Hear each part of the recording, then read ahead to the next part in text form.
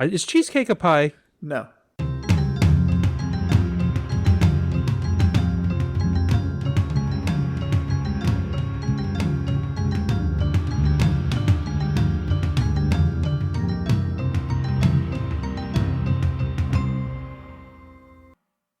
Hi there, and welcome to Hav and Charles Talk Comics. This is your host, Charles Herring, and this is Season 5, Episode 3. We are on pace this year to actually drop every 2 weeks until maybe this one, I don't know, because we are set for the first two, or 2 weeks apart. I am here with my very good friend, Javier Gonzalez, my co-host. Hi, Jav. How you doing? I am great, Charles, and you're darn tootin' right. Even though I tried to get us off track, we're on pace. You really did, because we recorded Monday night, and this is Thursday night. And I managed to get the Monday thing edited, and it is posted, ready to drop this evening at, well, I guess tomorrow morning at 12 a.m. Hey! So, there you go. So, last time, you suggested we reread Minor Threats, and I suggested we read Fire and Ice, Welcome to Smallville. That is correct. Now, had you read Fire and Ice, Welcome to Smallville? I had not. And I had not read Minor Threats either. So it looks like you and I are both doing the same thing this year, which is like, fuck it, that looks good. Yes, because, well, Fire and Ice has a special place in my heart because I fell in love with a group of characters because they were part of Justice League International and that run that I love, that you criminally underrate. I overrate it. I do. You I overrate underrate it because I mildly enjoyed it. So I overrate that more than any comic book I've ever read. Oh my gosh. So yours actually came out, according to the interwebs research I did, yours came out, Minor Threats, August of 2022. The one I suggested, Fire and Ice, Welcome to Smallville, came out in November of 2023. Okay. So this might be the most recent stuff that we both have jointly suggested and discussed on the same podcast. I'm not going to go do the research on that. Oh, yeah. This is quite possibly I mean, we sometimes have, we've had like what? The biggest spread we've had was like 40 years. Oh, yeah. I think I suggested the Fantastic Four early run, and you suggested something from firmly in this millennia. Oh, yeah. That was one. And then you also suggested the Jack Kirby Eternals. Oh, that's right. And I suggested anything from this millennia. So that was a big gap, too. It might not be as big as the Fantastic Four one. I'd have to look at that. That might be. See, if we had like a broad fan base instead of a very niche fan base, someone would send us an email with, well, this is exactly the furthest together and the best together. I don't think our listeners are those guys or women, and that's cool. I am not. I am just appreciative that I know some people listen. So y'all are awesome. Thank you very much. Agree. And yeah, I wouldn't venture to go back and look through it'd be interesting, but it would take a while because we've recorded a few different episodes. Yes, we have. This is going to be sad. Now I'm actually thinking about at some point going back and eyeballing that just to see. What's the biggest gap? What's the shortest gap? This one probably is. This one probably is a very. I would be surprised if anything were closer. Oh yeah, because they're less than a year apart. So, if August, I was paying attention to you enough, right. So don't worry about that. So let's just. You want to just jump into it? Let's jump in. We're going to talk about Minor Threats first. It was written by Patton Oswalt and Jordan Bloom. Yes. And Jordan Bloom, and there was some incredible art. Really great art by Scott Hepburn. Oh, yeah. I was joking. I finished this last night, and I'm looking at the back, and in one of the plugs, it says, "In superstar artist, Jeff Goldblum," which is not the name you said. No. What was it? What was it? Scott Hepburn. Scott Hepburn. Or Jeff Goldblum. That's close. I cannot stress enough, I do not listen when you talk. It's true, though. So it's true. When I saw that, It said superstar, and I was joking with Cindy. I was like, normally you get this marketing BS. This dude's clearly a superstar. This is some incredible art. It really, really helped. It didn't help. I'm sorry. It was a really good story. It did not help carry it. It just helped project it even more. It just made it even better than it could have been with mediocre art. The story could carry itself, but this art was just wonderful. And I keep on wanting to like make a joke like he's the great grandson of Katharine Hepburn or something, but that would be knocking him because I don't think he's related. But I'm just saying on his own right. The art was really the writing was great. The art was great. I really enjoyed the comic. I'll just say that off the top. Yeah, I did too. I enjoyed both of the comics, but I really did. I will say it took me a little bit to get into it as I was going because there is some derivativeness to it. It's been done, this kind of thing, and that's fine because there's all sorts of there's no new story, or there are new stories, but they're not far off of old stories. So I'm not. While I was reading it, I was thinking that I'm like, I don't know. It's just, I mean, I know the characters they're using on this, and I know all the analogs to other characters. I know that's Batman, that's Joker.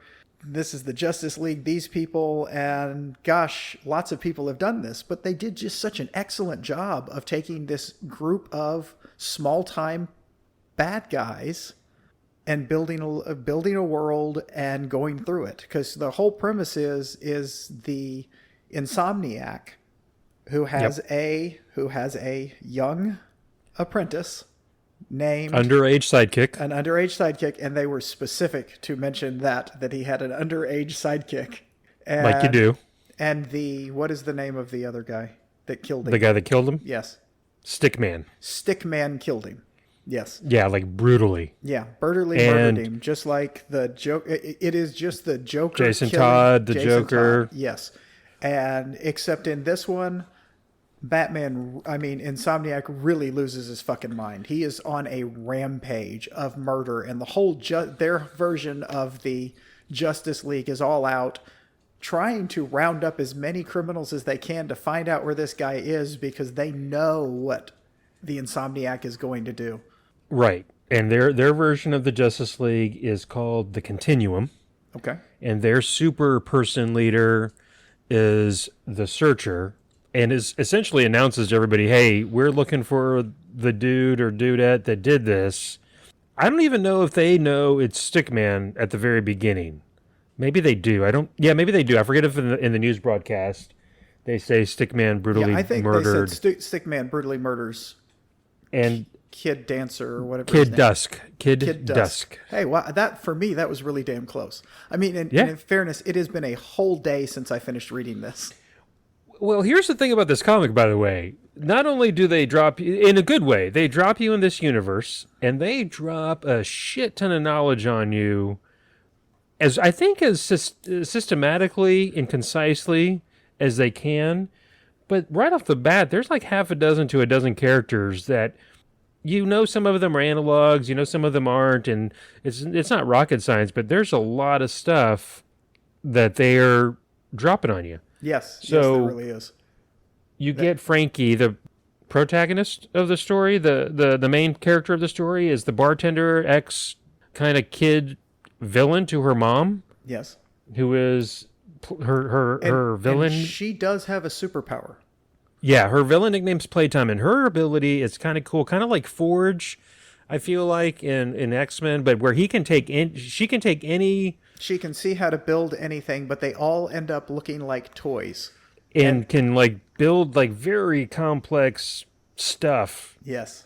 Out of like just household items anything she finds. She's the MacGyver of that universe. And okay. And she just got out of prison. And she's trying to stay good because she's got a daughter. She's got a daughter she wants to see, whose husband, her ex, or I don't know if it was a husband, but her ex won't let her see her, and her daughter cries when she goes to the door about it. Well, because she gets, in the midst of all this brouhaha about Kid Dusk getting killed, she's there to visit her daughter, and like one of the supers swoops her up and takes her up into the stratosphere, like, who did it? And she's like, oh man, and then drops her off right in front of her kid and her ex. Yeah. and the kid's scared. Like, duh. The kid is. Yeah, no. Oh, yeah. Kids are weak. I know. Sure. What else? Oh, so there's this bar. Like, I know it's other the bar comics. with no name. It's the bar with no name. I'm sure it has a name, but they did it in Harley Quinn, the animated show, where there's the did. bar where all the kind of lower level. It's the hench bar. Yeah, and this is more of like the B to D list. Yeah. Villains hang. This is the bar with no name from Marvel. Okay, there you go. I mean, that is the group that hangs there. They are not henchmen. They are their own little villains.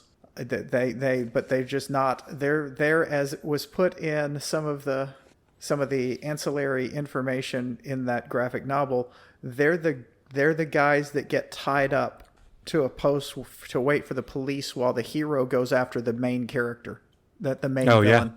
It was just great because that's who Spidey is in between going after Dr. Octopus has dangling from a light post. You're absolutely right. Or that Batman leaves tied. Yes. To the bumper of a car. That's right.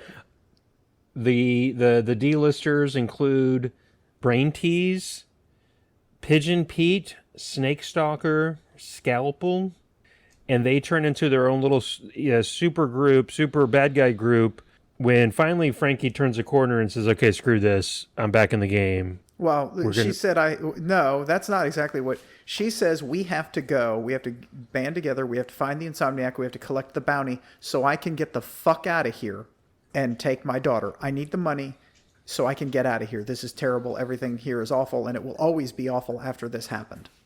Yeah, and we don't have to go blow by blow, but there's a lot of cool elements. Like there's Red Point, which is like the Hell's Kitchen, like the super terrible area of Twilight City. There's this club called the Trophy Room, run by the Gentleman Game Warden. Yes. And then they very quickly introduce you to a lot of cool characters that, again, I have this habit when I see these characters like, ooh, I want to see more of that dude. Like Automaton, which is like a robot dressed like a zoot suit gangster. Well, yeah. They got Dr. Jackal, who you have to presume is like, turns into a jackal and is Mr. Hyde. I don't know. I want to know more about that. They have Great Caesar's Ghost, which of course is what Perry White says in the Superman comics, but is actually a bad guy apparently in this universe. Well, so just little things like that. That's because they wouldn't start calling him Chief. There you go. So they end up getting teleported, and then you get to see this version of Batman's dream cavern. Well, you went. Okay. So what are we skipping? Well, you skipped a whole bunch. What? So they were they went to that club because they had one of their villains is a Brainiac guy. He really seems like the Riddler type. Brain Tease. Yeah, Brain Tease. He can't quite get over the hump because he thinks he should be the guy and no one else does, and he figures out where he's going to be, and what he figures out is he's going to be at this fancy club. Well, that was just a setup, and all hell breaks loose there. That's right. You find out that one of the guys in the group used to work for Stickman. Yep. When the lady who's the doctor finds Snake out. Stalker, this big snake guy. Yeah, because he has his emblem on his neck when she has to patch up the main character who got shot, and that's when they go to her house and they fix her, and she. So I mean, this was a big deal, and then they go after the dressmaker or whatever they called him, the guy that makes Thread King. Thread King. So they had a costume maker, and he doesn't keep books because they show up at his place. They had to find his place, and the only reason they could is the guy that worked for the Insomniac had to follow him once because the Insomniac didn't like not knowing where people were. So he knew. So they show up there, and his people are like, "Nope, we ain't telling you." You mean the guy that used to work for Stickman? Yes. Oh, I said the Insomniac. I'm sorry. Yeah. Okay. I got him confused. No, that confused me for a second. I just want to make sure. Okay. You're right. I got him. I got him confused. So, but that's what I'm saying. They really were on a mission where they kept going to different places. So when they found out where he was from there, because that's when they went through this weird ass place that's. You've got to figure that, and this happens in a lot of comic books and a lot of fantasy type books. It is a place in the city where something went tragically wrong and they can't fix it. They said that at some point in a millennium, when the physics catch up with it, they'll be able to figure out how to fix this zone. Yeah, because it's a weird area. Yeah, right. And the art is cool. Yeah, it is. It is. And they just did some weird... It's almost worth reading this comic just to see all the weird panel after panel of 3 of the superhero that's chasing them through this, who seems to be... Is that the Superman analog? Yeah, the Searcher. That's the Searcher? The leader, the Continuum is a... Yeah, they turn into 3 different people. 3 different... Well, 2 people and a thing. And then they're doing... And as they get out, they're on one side, and the Searcher is stuck. And they boop him on the nose. Or her. I think it's a her. It's a her, I think, yeah. They boop her on the nose. It was funny as all get up. So that's when they get to the Stickman's lair, and he was expecting them. Of course. Yeah, because one of their group is... In cahoots. Is in cahoots and an informant. Well, I'm backing up real fast. At the nightclub, the reason everything goes to shit is because one of the Stickman's, or some of the Stickman's henchmen... hench people, rolls out the dead body of Kid Dusk in like a scooter, in like a rascal scooter. Oh yeah. And then I think Insomniac shows up, and of course he's not very happy. Enraged. Yes. So yeah, okay. So then fast forward to them finally catching up to Stickman, but it's all what he wanted, and that's when he teleports them with this guy called Sideswipe. Well, okay, and you're missing some stuff. He implants bombs in their brain. That's right. And he tells them, one of you, I'm going to send you somewhere, and you're going to plant these bombs to really destroy this guy. And I'm going to, I don't have to worry about it because someone is there with you, and you don't know which one. So then he gets this guy that can open a portal, and he kicks him through, and then they're there in the Insomniac cave. Yeah, the Dream Cavern. Yes, the Dream Cavern, which is like oh my god, it is Batcave. the Batcave. It was perfect. I swear there was there a dinosaur?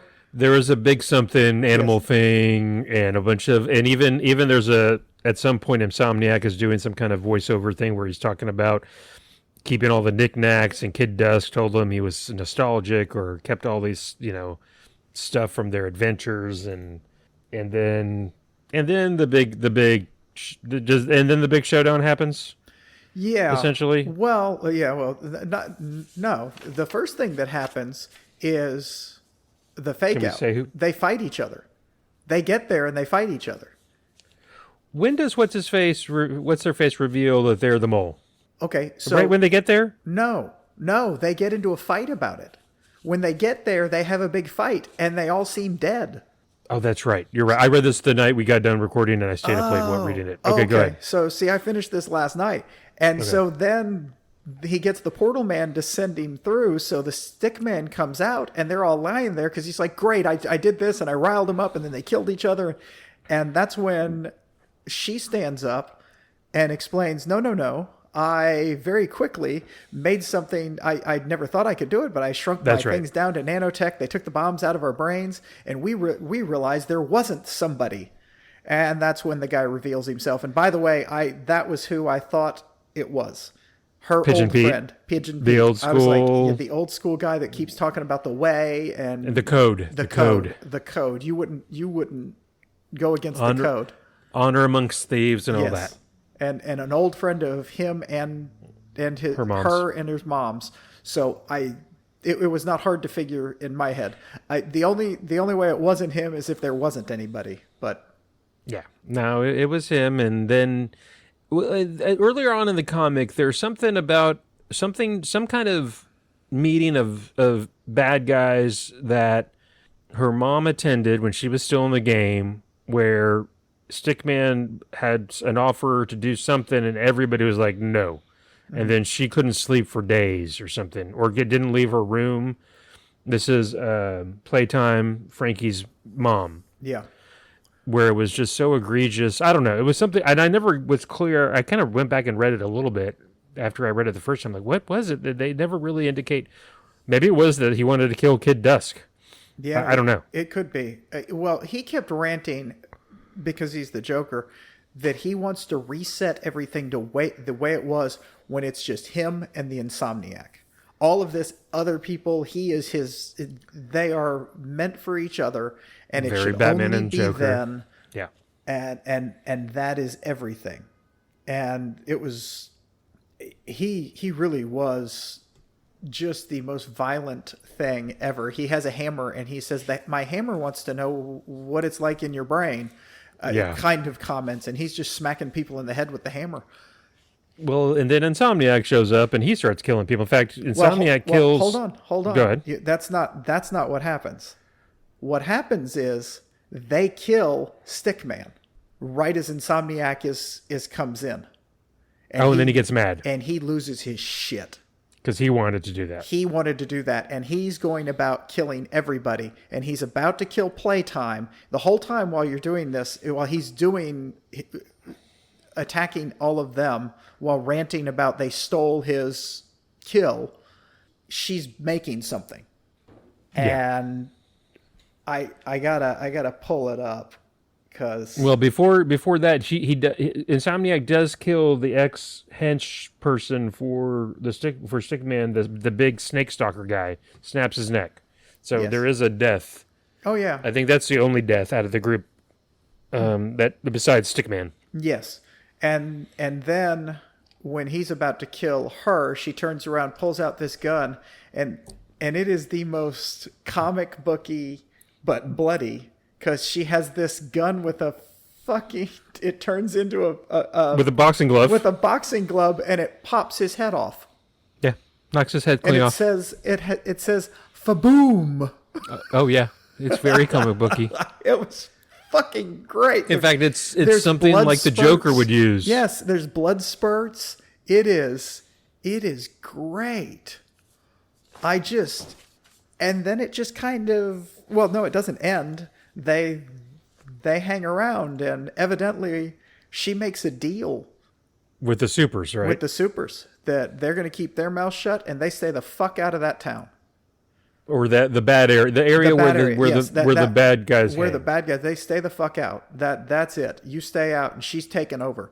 So now she's with her daughter. She's taken over. She is in charge. And the last scene of this thing is they've taken a low level superhero, and she says, you're here to send a message. And he's like, well, what's the message you want? She's like, no, wrong. And the last fucking panel is her holding that fucking gun to his head and says, you are. It looks like it's almost like a Captain America. He's got the big... yes, he does. Yeah. No, he looks more like American Agent. There you go. Yeah, maybe a knockoff or somebody he's a knockoff Peacemaker. Yeah, he's a knockoff Captain America. So, yes. And then, if looking it up, it did well, apparently, because this came out in, like we said, in 2022. It has had some kind of spin-off new stories every year since then, including this year, which had Archie versus Minor Threats. Oh, no. Well, so... this is all Dark Horse, by the way. Okay. Well, I've already downloaded the second volume. And I didn't. Cindy was teasing me. I was like, I can't wait to read this second volume. And she says, I said, I'm not going to. And she said, well, why not? I'm like, because sometimes I conflate the two. So I don't want to, I want to stop. I want to have my stop point. So I don't then start talking about stuff that wasn't in this one. Because I've done that before when we've read something and I've just kept going. Yeah. So it's like, and you forget where it stopped, where I stopped. And then you just started looking at me. What do you mean that? When did that happen? Oh, 7 issues later. What are you talking about? But I was really excited about this, and I'm glad it lived up to everything I'd read about it. When it came out, it was all over the comic book Twitter at that time. It was all about that. And part of it was Patton Oswalt and Jordan Bloom who were doing MODOK. Yes. So they were all like, well, we're looking forward to it. And I expected it to be more humorous than it was. No, it was not as... Yeah, it was not ha-ha. There's some very funny stuff in it. Do not get me wrong. But I think... What is this? I think Judd Apatow says it best at the end of this thing, because he wrote a blurb And he said, Minor Threats is exactly what one would expect from Patton Oswalt. It's intelligent, funny, and twisted. I'm also worried about him. Well, I guess maybe if you don't read comic books, you might be worried because he didn't, like you said earlier, Charles, it's not like he recreated the wheel, but he did package it in a cool, different way. Yeah, he did. And created a new world that, hey, you want to read more? I don't know if I'm going to read any more of it. I might. Let me put it this way. I still want more dark. Oh my God, I'm blanking on the name. Black Hammer? Black Hammer? Yeah. But this is very much in that same vein where it's a cool repackaging of tropes and and a lot of comic books are, and it gives you don't get the opportunity to do this with the low-level characters in an actual Marvel or DC as often. There is a Superior Spider-Man run about the Spider-Man villains. Yeah. Okay. That this is not the same thing, but it's the kind of the same idea. It's because they're at the bar with no names and doing stuff. It's been a while since I've read that. And that DC stuff we read where it's the Secret Six or the Catman's involved and...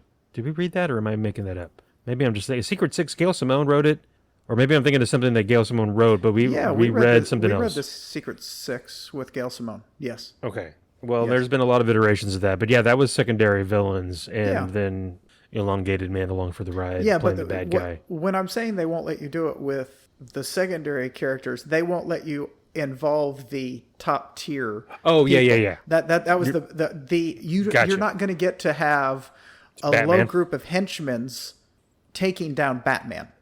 You're right. Yeah. You're right. That was sorry, I was not. No. You're absolutely right. Well, cool. I thoroughly enjoyed it. Excellent. Thumbs up. Yes. So, yeah.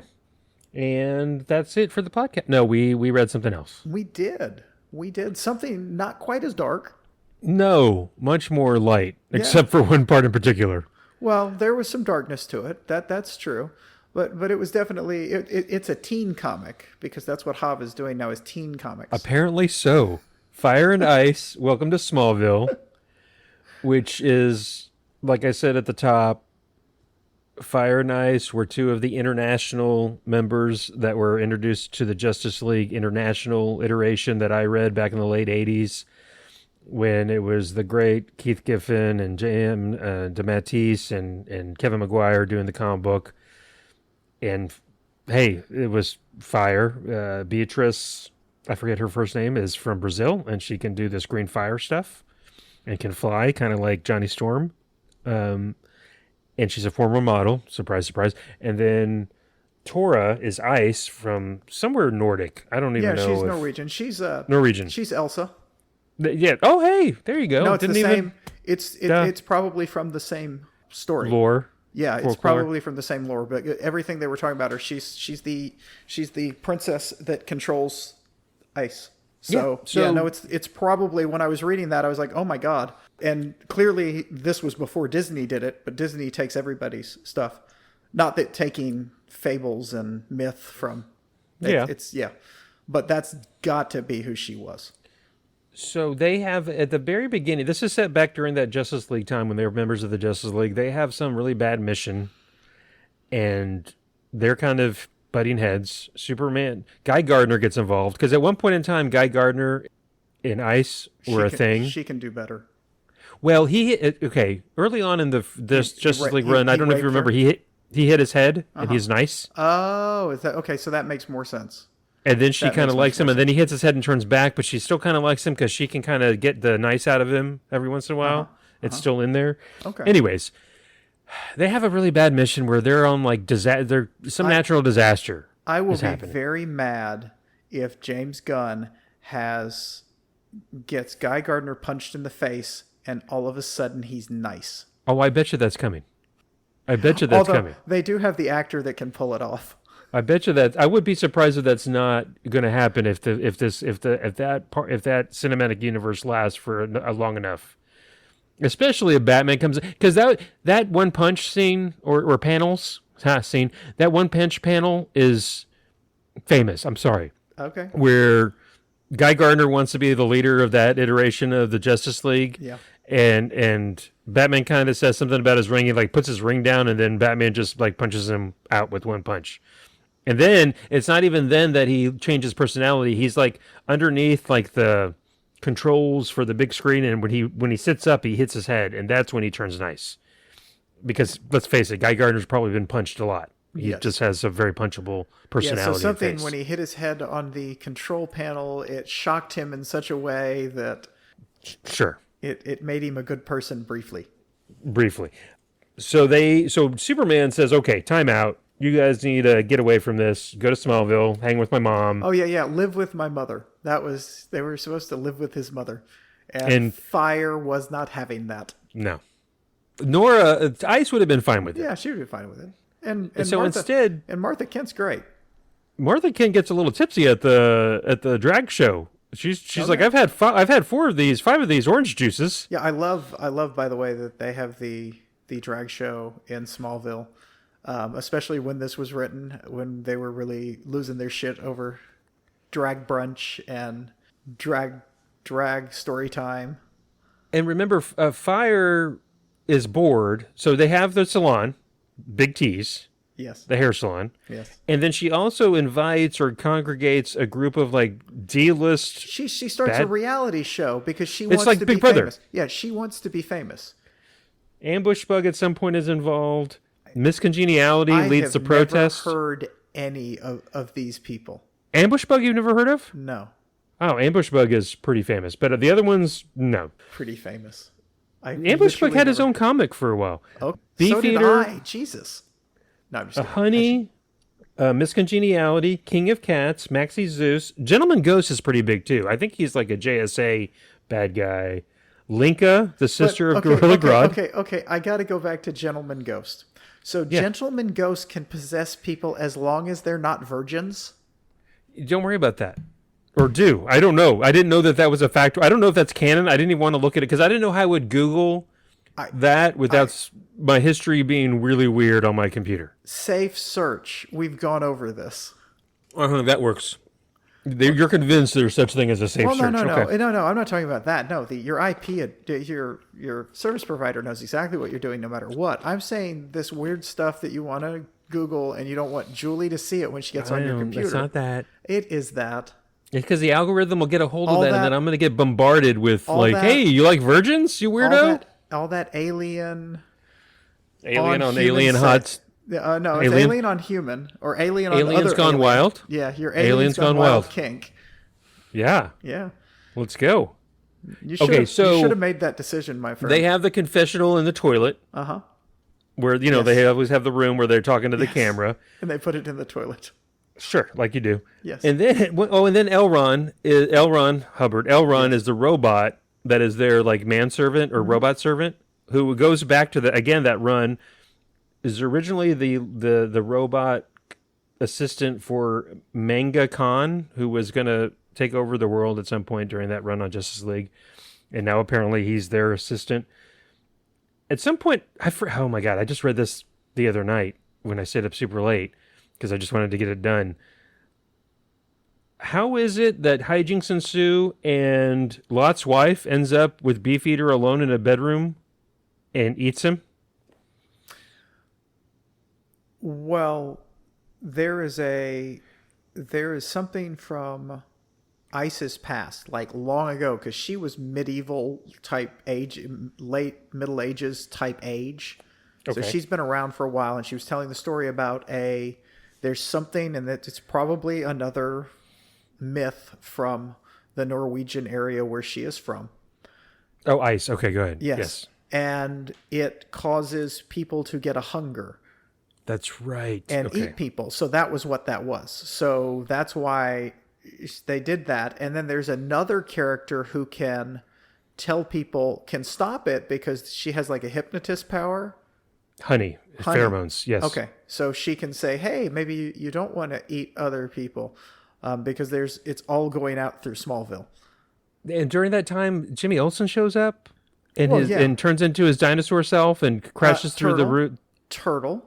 Whatever. Turtle big, man. big Turtle. Thing. Why dinosaur? I like dinosaurs. I know, but turtles I are like awesome. dinosaurs. Yeah. Don't take that away from me. He's Turtle Man. And he's just flirting up a storm with all the girls, and they're all which is canon, by the way. Oh yeah. Jimmy Olsen turning into but Jimmy Olsen turning into that monster is from Action Comics back in the day. Yeah, when he gets horny, he turns into a turtle. It's really embarrassing. Turtle. Lobo shows up because him and Fire have a history. Yes. Yes, and then it messes with her, what she's trying to get on with the bartender, whose sister is becoming best friends with Fire, which is with Ice, which is pissing her off. It was real high school drama stuff. It was great. It was great. So I love high school drama in also, comic books. And the little Googleizing I did of this, they actually incorporated a lot of stuff from Smallville the series that I only got through like the first half of the first season of that, even when and I've tried during COVID. Really? To watch it again. I have watched every episode of that. What did I miss? Well, apparently there's they drop some information about the Kawachi tribe. Oh yeah. The Kawachi tribes in the caves. Yeah, because the Kawachi tribes had all sorts of Kryptonian information in the caves. Oh my God, I missed that when I read it. And there's yeah, and then I don't know. I think that Jonathan is still alive in this. Is maybe that's the way it was back then. Although he doesn't make an appearance, he never shows up. Yeah, they talked about Jonathan, but he never shows up in it. So I could not tell if he was alive or not. And there's a funny part where it's revealed that Martha isn't cooking her pies anymore. Oh yeah, she's like, I'm tired of baking. I absolutely love that. Her pies are store bought, so which makes sense because she's handing pies out all the time. And it's just like, buying them from the store. And you know what? I'm fine if somebody wants to buy me a pie. I am fine. You know what? You want to buy me a pie? Buy me a pie. So any listener, if you want to buy me a pie, cherry particularly, I love cherry pie. Okay, if we're doing that in this order, is cheesecake a pie? No. Gosh darn it. It's pecan pie, pumpkin pie, cheesecake I'm going to defend as a pie, as third. How can it be a pie when it's, say it again? Shh. Don't worry about that. It's okay. It's okay, kitten. You're kidding. All right. So last podcast you called me baby. Now you're calling me kitten. I honestly, if we had HR, I think I'd contact them. You can't. You contact HR. Well, ask the intern to see what they think about it. They think they're going to be on my side. No, the HR, the intern is never on your side. The intern's going to be on my side on this. Kitten it's in a term of adoration. I'm putting you. Kittens are nice and sweet. Sure. See, I'm saying you're nice and sweet. So, no one's ever said that about me. Oh, I bet you that's not true. I don't know. You know what? We've known each other for a while, right? That's true. It was fun. I did do this. I did recommend it because I saw it. I was like, yeah, let's do that. It looks nice and light. I liked that time of the Justice League. It was very high school drama, which was fun. I loved. We left out when you started talking about it in the very beginning of it. Once they get there, Fire sent out some messages. Oh, that's right. About I'm ready to fight all of you people, and we're in Smallville, and so the shark. King Shark shows up to fight. Yep. Like, come on. Does a Superman show up there too because of that? Yes, and Superman shows up. And there's a great I took a picture with my new Polaroid. Oh, good. See? I didn't buy a Polaroid. I took it with my phone. Oh my Lord. You know what? Our goddaughter years ago asked for a Polaroid camera for like her birthday or Christmas because that's coming, the retro stuff comes and goes. Yeah. I'm not opposed to it, but for me to take pictures of my iPad for a podcast, I don't need a Polaroid to do that. I have an iPhone. And then you need a board and you need different color strings and you can how all the comics are all related, like Charlie Day. So Superman shows up and he is holding King Shark by his underwear with a wedgie, and King Shark's caption is "My buttocks, release my buttocks." That's right. And I was very, very, very. I thought that was very funny. The writing in this is great. It's by Joanne Starr. Starer, and the art is also, I think, kind of it's very unique. I think it's enough to tell it apart from other. It's not like generic art at all. No, Natacha Bustos. So there's all female creatives, by the way. Yeah, so there's a great. I took a picture of this for this line. The young lady, the young lady that comes in to be the hairstylist, who had lost her job before. Tamarind. She is sitting on a curb talking to Jimmy Olsen and says, "So when you're a turtle, are you into other turtles or still ladies?" Yeah. Fair question, man. Yeah, it was a wait. Does she invite Lobo? How does that happen? Because I read this all the other night when we got done. Lobo just shows up because she's putting it out there that she's there. Yeah, and they hook up. You find, so... Yeah. Not that there's anything wrong with that, but... No. And apparently this was a jumping off point, because they did some more Fire and Ice. Apparently this was like an intro thing, maybe. So like an ongoing? I don't know. I didn't Googleize enough of it. Yeah. So that's on me. I don't know if it's ongoing. It's fun. I really enjoyed it. Oh, I looking at my other screenshots. When she's back in Viking time, she says, "We called him Crave. I crossed his path once. The monster that's making people hungry, so people feed. It killed her mother. That's right. And the place was cursed, and he's been chasing her since then. So it was a good story. But yeah, that is clearly Elsa. Yeah, you know what? I don't know. She's clearly based on the same myth that Elsa was based on, except without the brainworm of the song. Hav, let it go. Oh my God. I was going to say you're better than that, but come on. That was really good, by the way. That was well timed. Yeah, it was spur of the moment because I'm like, I was going to say you didn't have that in your back pocket, did you? You just did that. Nope. That's why you're a professional. This is true. I went to lunch with my dad today. Yeah. So he called me. I have to tell you the story. He called me while I was at work, and I was with a customer, and I looked at the phone, and I said, "Excuse me." She's around my age. I said, "My dad is calling. I don't know why he's calling. Do you mind if I take this call real quick?" She's like, "Oh, yeah, no, that's fine." Because, older parents, people understand. So I answer the phone, and I say, "Hey, I'm at work." He says, "Oh, yeah, I was just listening to the podcast. When did Hav get castrated?" That's right. Okay, so I told you that after we recorded on Monday, or right, yeah, because I guess it happened on Monday. So today, we begin to talk about it again, and he goes, "Really, what was with Hav and that high voice all of a sudden?" Did he really think it was? He didn't really. He was doing a bit on you, right? Nope. He was like, "Well, I was like, no, Dad, I didn't." That was me. Too good. I was doing a thing that's not Hav. Did you? He's like, "Oh, I don't really listen." So he pulled a me on it. Well, I don't really listen. It was just on. I just had it on the background. I was like, "What's wrong? Something's wrong with it." It pops up as a podcast, and so he'll hit it. And he told me, "Well, that wasn't the same opener you always use." I'm like, "Dad, it's a different opener every fucking time." Oh, wow. Oh, hey, that's awesome. Yeah. So he will, if he see clearly, even if he listens, he won't hear me talk about this, but we were talking about something else. He told me a story, and in the midst of it, I do what I always do. I made a joke, and then he's like, "Oh no." Oh, he said, "Oh yeah, that's funny. But I think the story is the real story is funnier." And I'm like, "I doubt that, but okay." Then he said, "Oh, well, yours was only funny for a reason." I was like, "No, this is the reason mine was funny."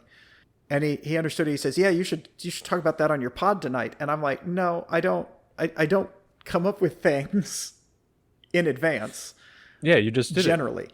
Now, on occasion, I have some ideas in my head that I figure, because you're easy. I know what you're going to say a lot of the times, so I can have stuff ready. Idea where I'm going to go. Yeah, a lot of the time. So I can steer the conversation sometime to get you to prompt me for something if I do come up with something. There you go. I'm malleable. Yes. You'll yes and your dumb ass right into all sorts of things. Gosh darn it. Hey, this Fire and Ice thing, they did keep on going. 2025, Fire and Ice, When Hell Freezes Over. I don't know if it's ongoing or if it's another 6-issue kind of thing. Okay. But they obviously, and it's the same writer, different artist maybe, from what I'm looking at. So I'd read more. I would definitely read more of this. I liked it. It was a lot of fun. Tied into some kind of DC-wide thing called Absolute Power. Yeah, see, I was seeing that because I was about to download, just for my own prurient interests, the Superman Absolute Power. Because I saw that and I was reading it. I'm like, and I've got a whole bunch of things I've downloaded right now. And I'm like, okay, stop. Just bookmark it. Come back to it. Because I was like, that looks kind of interesting. So I do that all the time. Yeah, I'm kind of curious about what this Absolute Power thing was. So I don't know if I should read that first, because they're doing spin-offs from it. So I don't know if I should read Absolute Power first, or if I can read like the Superman Absolute Power, because that seems more interesting to me, because it's about Superman coming to Earth in Kansas, but it's a different universe kind of thing. So gotcha. Well, when they have those company-wide things, the best ones are when you can just read your own little pocket of the DC universe, for example, and it still makes sense, and it doesn't, like the editorial will tell them, look, you got to incorporate a couple things, but do your thing. Yeah. Those are kind of fun. I like that. And I like that when Marvel does it that way too, instead of it just, you absolutely have to know everything that goes on. It's like, and you have to read like 97,000 issues of comics. Well, speaking of stuff I have on the back burner, we just did Lower Decks Star Trek. So I do have some more Star Trek stuff that I've had in the queue for a while that I haven't read even. I'm going to read them first, but that's coming. So, but before I do that, you should really definitely read some of that stuff first, because you never know. Well, yeah, I hate to say it, but when you're talking about something that's a spin-off from something else that they're making a comic book on, those are real hit or miss. Yep.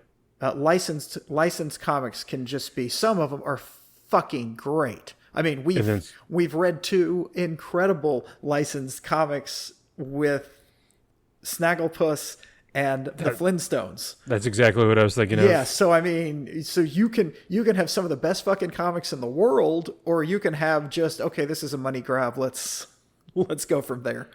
Well, people kind of raved about the Rick and Morty comic when that came out. Well, I'm looking forward to the one that just came out, because I like the writer. I follow him on Blue Sky. Well, I followed him on Twitter back in the day, but I follow him on Blue Sky, and I would be very interested to read it whenever it hits Hoopla. Much to his chagrin, I'm not going to buy it, because I don't tend to buy comics. Well, I should on support Hoopla. them. Yeah, I should support them. Yeah, it got bought. At least you're not. It got bought. At least you're not. Yeah, Hoopla has to pay something to offer it, and at least you're not doing the whole. Yeah, I won't pirate stuff. I won't pirate stuff. No. I will go through the library, the public library. It's free, yo. Boom. It's been a while since I heard that. That has been a while. I don't know why that made Chicken sad. Why are you sad, Chicken? Okay. Fortunately, I'm going to cut all of that out. What else was I going to mention about this, if anything? I don't think anything else. Anything else you got? Any notes? Any nitpicks? No, there were no nitpicks. That was just fun. I am trying to stick to the fun. Yeah, they were both. Well, Minor Threats was really fun, although it was also dark. I like fun and dark. But it was fun and funny. Just the weird characters. That's what I loved about Black Hammer. On Blue Sky, I did that 100. That I know you saw a part of it. I keep seeing it. Are you done now? I'm done. Gosh darn it! Thank God. I committed to it and I had to finish it. I'm a completist. But one of my first one was Sherlock Frankenstein from Black Hammer, who was the boyfriend of the Captain Marvel, Mary Marvel. I just loved that character. Did you read stuff? Was there a spinoff on him? I think there is a spin, and I did read it, but it's been so long. It's been a few years, and my memory isn't great. I need to reread it because it was just fun. So stuff like that, like in this one, there's stuff you get to play in your own universe. I'm going to read. I'm going to read more of this because I really enjoyed it. It was definitely worth reading more, and I think I might read more Fire and Ice just because that was such good fun. It's really what Marvel was doing when they were putting out things like Squirrel Girl and all of those comics. Gwenpool. Yeah, Gwenpool. That's of that vein. It's like, so now DC's doing it, and I haven't seen anything that makes me think Marvel's doing it. Yeah. Because we read Miss Marvel, they had all of this stuff, and it's just like, okay, where's that again? Where's the Kamala Khan? Yeah. Well, and I don't know if Kamala, this is more for tweens maybe, or not exactly for our demographic, but like the Kamala Khan, what else was I just thinking of? Very much Moon Girl in Devil Dinosaur. Yes. I but that went they keep on, from what I've noticed, they keep on having different runs and stopping and starting. Yes. Like they don't have just an ongoing, which I guess is the new thing. I don't think they sell that much. Yeah. I think so right. they run it, and then it's not breaking the bank, and so then they're like, well, let's move on to something else. So, and I don't watch it, but I know there's a cartoon of Devil Dinosaur and Moon Girl. Oh, that's great. That's still on like the Disney XD Kids channel. Yeah, I haven't watched that. I might delve into it just for fun, because I really did like that comic. It was really well done. Not that it. I mean, and it really wasn't for me, but that's the thing. You can enjoy things that aren't like directed to you as the audience, that there's still merit in them. It's like this. Wait, did we do a Moon Girl? Am I just blanking? No, we did a Moon Girl and Devil Dinosaur? No, I read it. Okay. You read it. Okay. Yeah, I didn't. I was going to say, oh my God, I am really losing it. No, I read it. I considered bringing it up, doing it, but we are adults. I try to stay. Yeah. Well, although, I mean, we did Miss Marvel. We did all sorts of teen. Yeah. Well, Gwenpool is one of my all-time favorite comic books. It's fun. Yeah. It's just a good read. I love the fact that her power is that she can, that she knows everybody's, well, originally it was just that she knows everything about the Marvel Universe. And she knows that she needs to not be she needs to be someone that's not going to die. And yes. And that she needs to earn her pants. Pants-legs. Yes. I loved that. What's with it? You have to earn pants. Well, in the Devil Dinosaur Moon Girl thing, a good friend of mine, James, that you know, his daughter is yes. firmly in elementary school, and when I try to remember and get, if I have time, when I'm going to go down to play golf with those guys in Austin or play poker, if I can make it swing by a comic book store. I remember one of the first times I did that, I just asked the dude behind the counter, like, I got a 7-year-old kiddo, young girl, and he was like, look, Devil Dinosaur Moon Girl, easy. And then I think he, but Ms. Marvel and a couple other stuff. Yeah. So that's how that got on my radar for sure. And I think she enjoyed it, and some other stuff. I have to ask him which ones she really dug.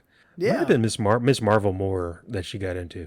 Anyway, so hey, are we ready to suggest for next time, or anything else to discuss for this pod? Absolutely. We can suggest for next time. I'm really disappointed that no one sent us any email based on our last podcast. Oh, wait, that hasn't dropped yet. Never mind.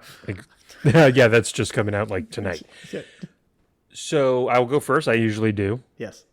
This reading Fire and Ice made me nostalgic for Justice League International. Don't worry. I'm not suggesting that, but I'll send you the link. It's on Marvel Unlimited, which I think you still have, right? Yes. But that's not Justice League. No, it's not. It's Defenders, but by the creative team that did the Justice League run I love from the late 80s. Oh, okay. Cool. The art's Kevin Maguire. The writers, plotters are Keith Giffen and J.M. DeMatteis. Okay. So I will send that to you shortly. Excellent. That'll be cool. I went back and forth. I had made a decision. I had downloaded it today, and it was something I thought I would do last time before I saw Minor Threats. And I was reading all through this, and it started talking about this other comic that was one of the things that they learned to love comics for. It's a seminal comic strip. It's a seminal comic book. It's amazing. It's what his is based on.